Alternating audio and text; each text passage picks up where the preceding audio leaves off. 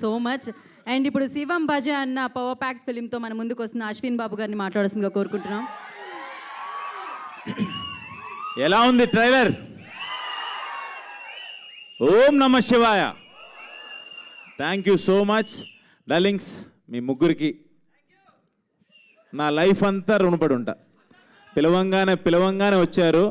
ఇందాడ మా డైలింగ్ అనిల్ గారు చెప్పినట్టు నేను ఎప్పుడు మీరు ఇంక సూపర్ అబ్బా, మీరు సూపర్ అబ్బా, మీ నెంబర్లు నా దగ్గర లేదు కదబ్బా, అందుకే వీళ్ళ గురించి చెప్తున్నానబ్బా.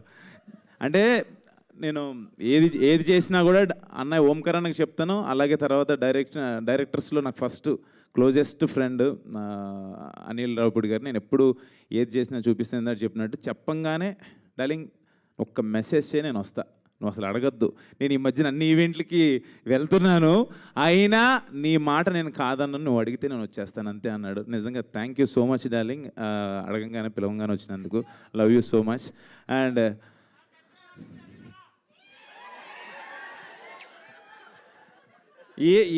ఏమని చెప్పాలో తెలియదు మా తమ్ముడు. ఒక్క నిమిషం, అరే మీ అందరికి ఒక శాపం పెడుతున్నా. ఏంటో తెలుసా? ఖచ్చితంగా మీలో ఎవడో డైరెక్టర్ మ్యూజిక్ డైరెక్టర్ ఇక్కడికి రావాలా, మిమ్మల్ని ఇలాగే ర్యాగింగ్ చేయాలి అవుట్పుట్ జనాలు. పర్ఫెక్ట్ శాపం ఇదైతే. Ashwin please continue. అది శాపమా డార్లింగ్ వాళ్ళకి? My darling, my brother, my partner, నాకు చాలా చాలా ఇష్టం. ఒక్క మాట చెప్పాలి తమ్మన్ డార్లింగ్ గురించి. నాకు ఒక 10-12 ఇయర్స్ నుంచి తెలుసు.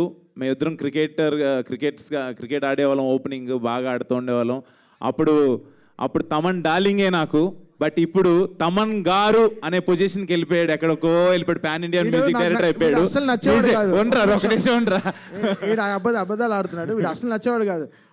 నేను ఆడుతుంటే నా కోసం తమన్ వస్తున్నాడు ఈరోజు ఆడుతున్నాడు ఆపోనెంట్ టీంలో అంటే ఇంకో టీంలో అడుక్కుని వచ్చేవాడు. వాడు బౌలింగ్ లో నేను కొట్టాలి అని అలా స్టార్ట్ అయింది. యాక్చువల్ గొడవలు చెప్పుంటారా నీకు నా గురించి? ఆ గొడవల్లో స్టార్ట్ అయింది. అసలు బాల్ పట్టలేం, వీడు కొడితే లేదు. ఒకటికి ఫ్రాక్చర్ అయ్యో ఒక అంబులెన్స్ రెడీగా పెడతాం, ఎక్కడో ఏదో అంబులెన్స్ ఏదో కార్ అయినా రెడీగా పెడతాం, అలా కొడతాడు కావాలని. మరీ ఉండు మీరు ఆ డైలాగ్ విన్నాం. మామూలు ఆటగాడు కాదు, వద్దు శివం బజే పెద్దగా మాట్లాడదలుచుకోలే. ఆట వేరయ్యా, ఆపండి. ప్లాన్ చేసి వస్తాడు. క్రిక్ హీరోస్లో మరీ అదేంటిది నోటిఫికేషన్ చూసి మరీ వస్తాడు. సో కొంచెం వద్దురా నన్ను చెప్పనే రే. సరే చెప్పు. మాట్లాడినప్పుడు నేనేం మాట్లాడలేదు, ఒక్క నిమిషం.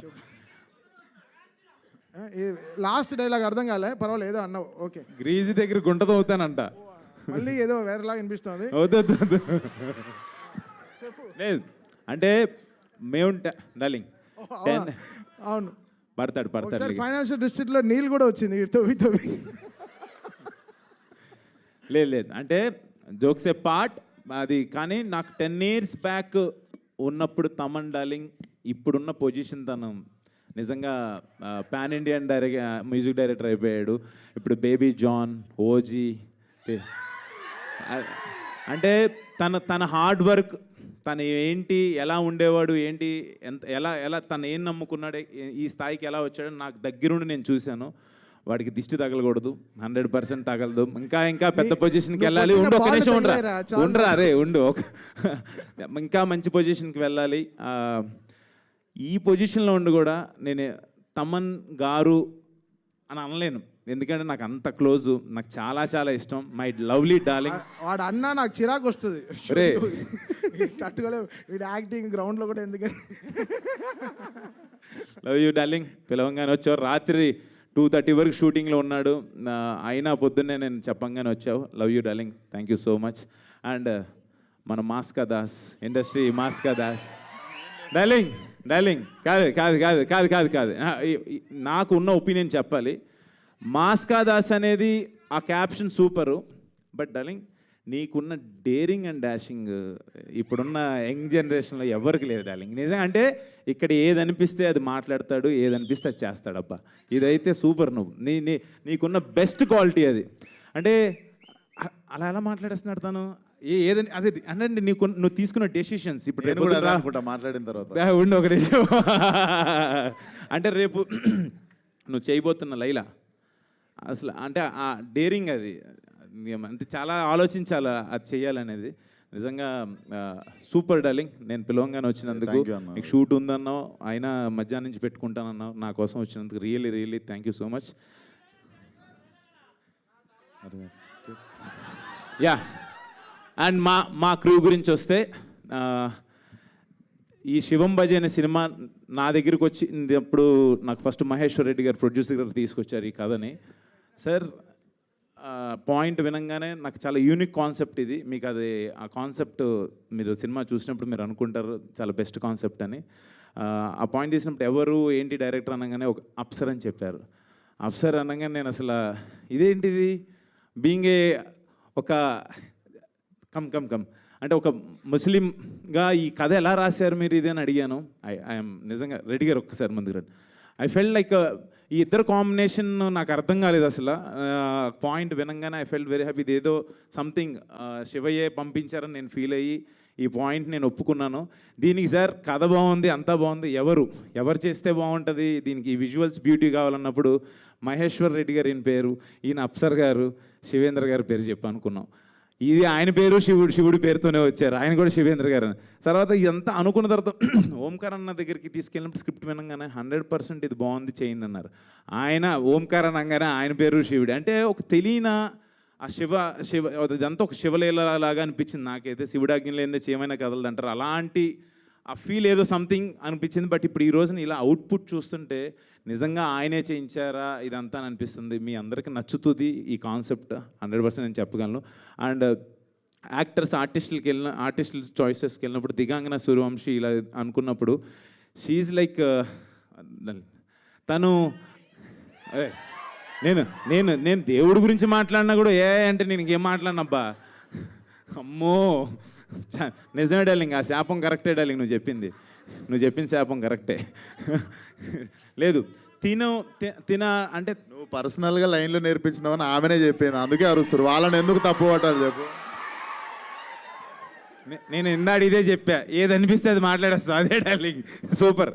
అంటే ఈ అమ్మాయిని సెలెక్ట్ చేసుకున్నప్పుడు సినిమాలో చేయించుకోవాలనుకున్నప్పుడు తను శివభక్తురాలని చెప్పింది. తను ఎప్పుడు శివాలయాలకి వెళ్ళటం కానీ తను ఇదేనా కానీ తన ఇన్స్టాగ్రామ్ ఇది చూడంగానే అంటే ప్రతిదీ కూడా ఒక శివతత్వం కింద అనిపించింది.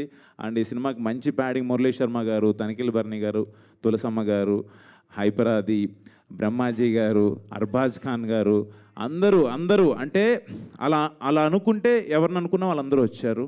నిజంగా వెరీ హ్యాపీ. మంచి కాన్సెప్ట్. మీరు అందరూ చూసి, నాకు చిన్న టెన్షన్ ఉంది, రేపు నా బర్త్డే ఆగస్ట్ 1 రిలీజ్ అవుతుంది. మీరందరూ నన్ను బ్లెస్ చేస్తారని చెప్పి కోరుకుంటున్నాను. Thank you so much. ఈ సినిమాని మీరందరూ చూసి నన్ను బ్లెస్ చేయాలని కోరుకుంటున్నాను. అండ్ ఇక్కడ ఈ రోజున లేడు my brother Vikas Badisa music director. తను లేడు. అద్భుతమైన ఆర్ఆర్ ఇచ్చాడు, దీనికి అద్భుతమైన మ్యూజిక్ ఇచ్చాడు. నాకు హిడింబాగ్ కూడా తనే చేశాడు. తను లేడు, ఫైనల్ వర్క్లోనే ఉన్నాడు. అండ్ అన్నయ్య ఇక్కడ లేకపోయినా ఓంకార్ అన్న, ఆయన బ్లెస్సింగ్స్, ఆయన విషెస్ ఎప్పుడూ నాకు ఉంటాయి. ఆయన లేకపోతే నేను లేను. యా వినపల్లా పిల్లలు లేరు ఇక్కడ, కానీ మాకు సెన్సార్ అయిపోయింది, పిల్లలతో చూడొచ్చు cinema యూబైఏ. Thank you so much.